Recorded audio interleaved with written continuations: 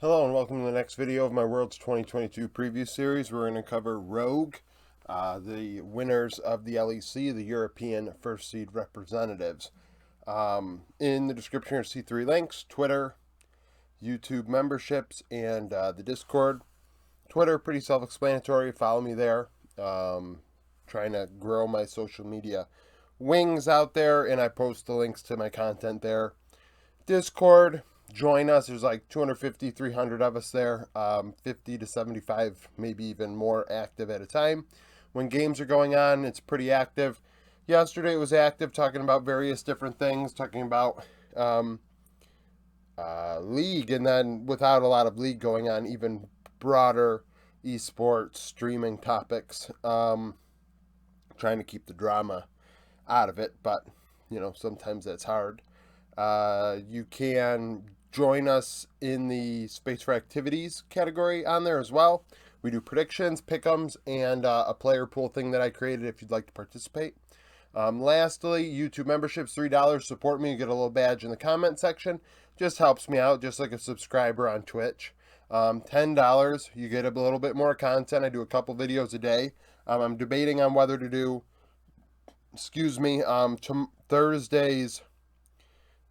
Thursday night football's prediction today or tomorrow. I'm thinking I want to do it tomorrow. I'm just going to have to get it out earlier than I did last week.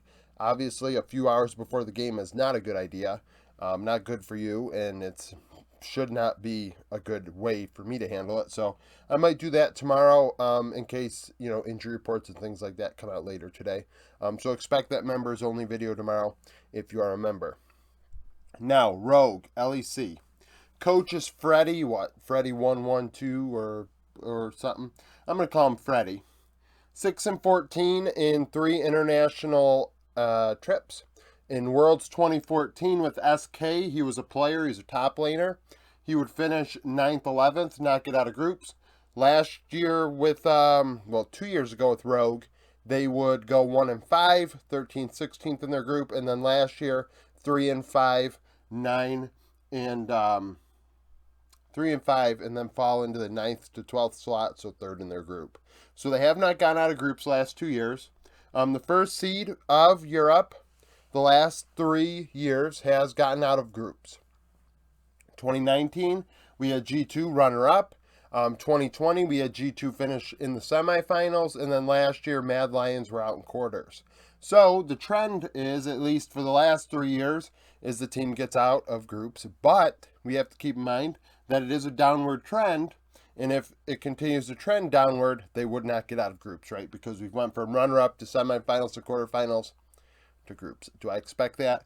I think that there is a chance. Their group, they did get the group of life. I know that Showmaker has said the group is a little more challenging, but I do believe that, if I was Rogue, I would rather face DRX than be in G2 spot where they have to face Dom1 and JDG, to be honest with you. But, I mean, it's tough. It's going to be tough for this team. We're going to get into it here. In top lane, we have Otawamne, 3.4 KDA, 7.7 CS per minute, 55.2 KP. What does that mean?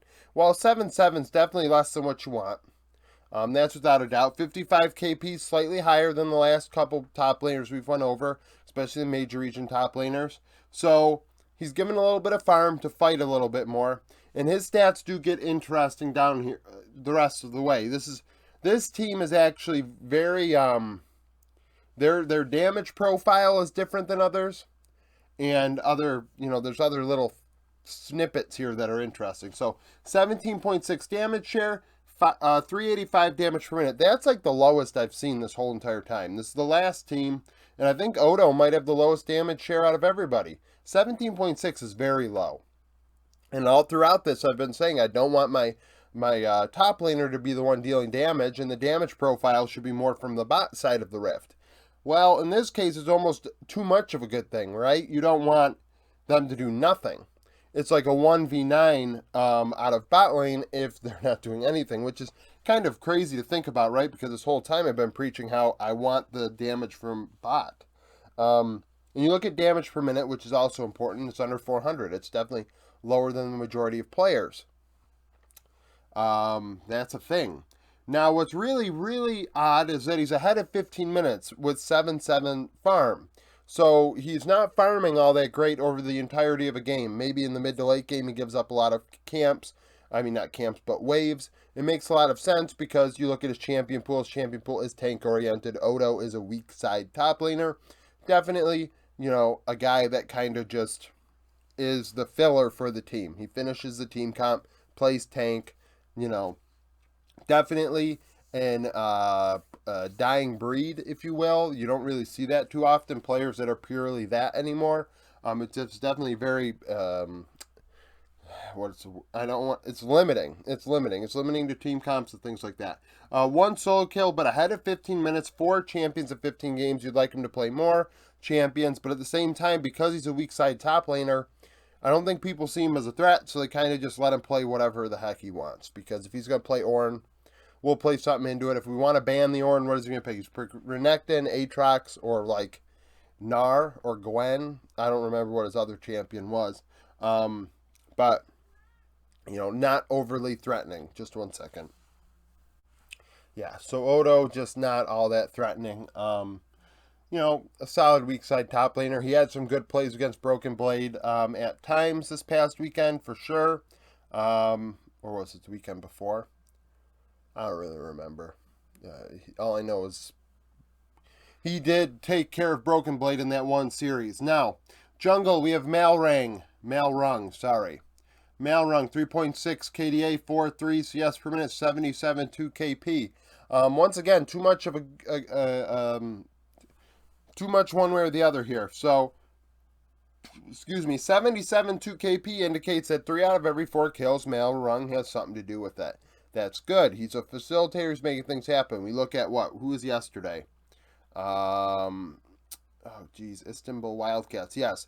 So Istanbul Wildcats, Ferret. Ferret had 54% KP or something crazy like that. Like, what the heck are you doing? Right? You're not getting anything out of what you are doing. All that pressure is getting nothing, at least from the very basic point of view.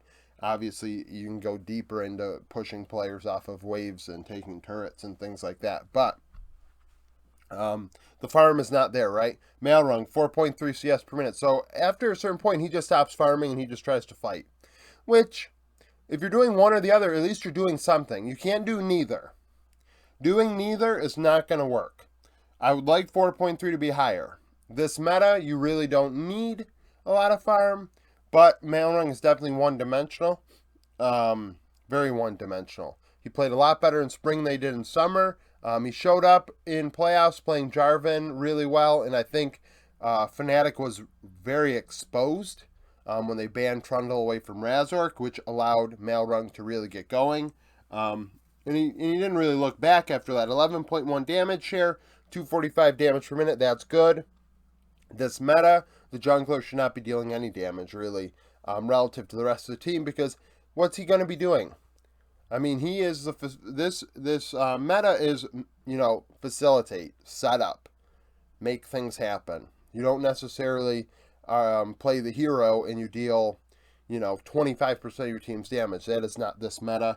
Behind it, 15 minutes, 3 solo kills, 6 champions of 15 games. No international experience on the Rift. He is a former world champion with Damwon as a substitute, I believe. He was a substitute on that team, so or a backup, but nevertheless, he's been in a winning culture before. It's just he has not touched the Rift in an international event. Larson in mid lane, 6.2 KDA, 8.5 CS per minute, 75.4 KP. These are very good numbers. We're seeing a guy that gets around the Rift and 8.5 CS per minute, so he farms. He does both. Once again, we have a player that does both, and that is important. Larson's not going to get behind in his matchup. I think I had him as my number one. I think I had him as the all-pro mid laner for the LEC this past split in my video, if you missed that. No, I have a lot of new subscribers.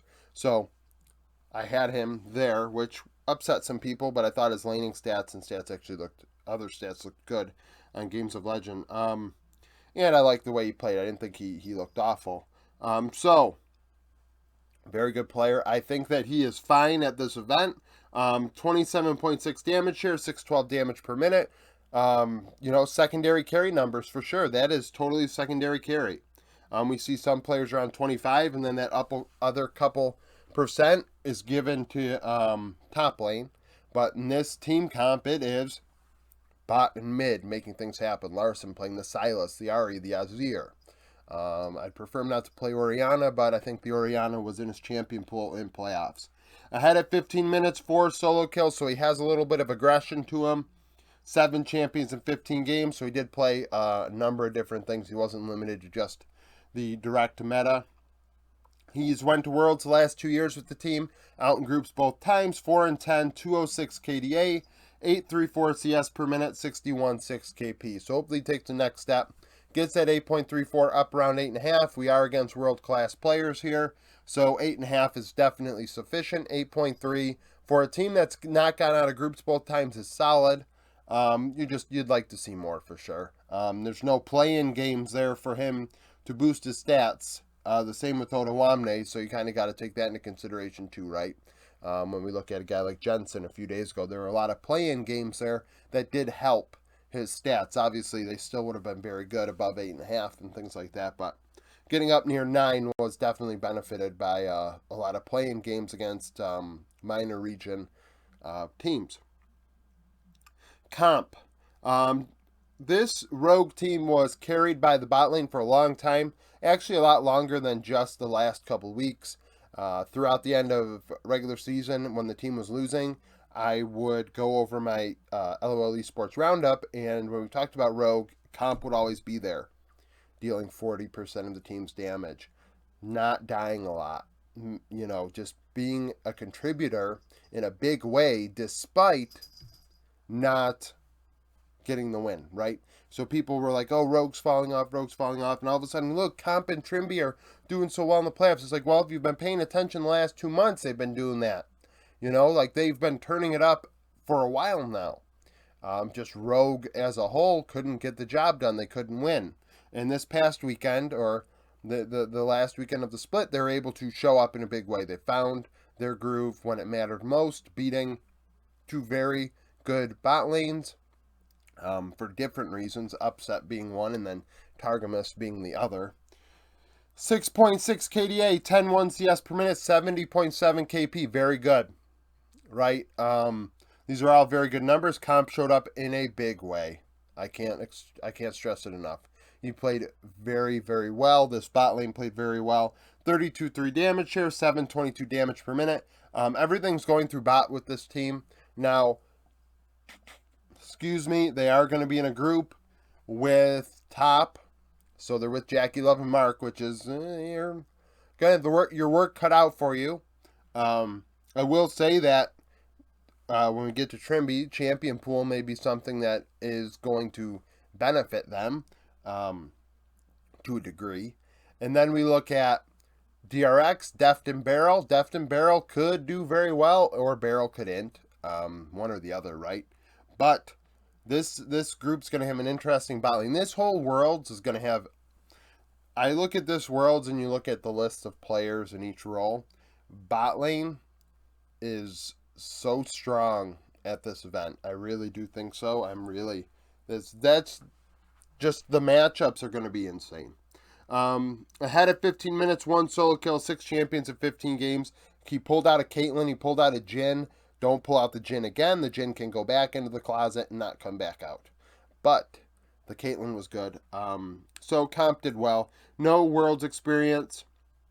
Trimby, 4-7 KDA, 80 KP, 1 cleared ward every 4 minutes, 1 dropped ward every 5 minutes, 7 champions in 15 games.